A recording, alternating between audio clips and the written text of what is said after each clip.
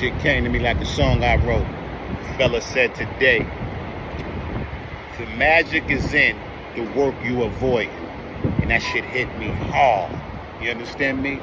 One of the hardest things to do, man, as a creative or as somebody who is like 2 steps away from making something happen, one of the hardest things to do is knowing you onto something and you trying to put a play together to make something shake, and you just got to be patient. That shit is the hardest shit in the world to do, man. It's worse than waiting for a check or some shit like that after you get a situation. But that shit is some brutal shit, man.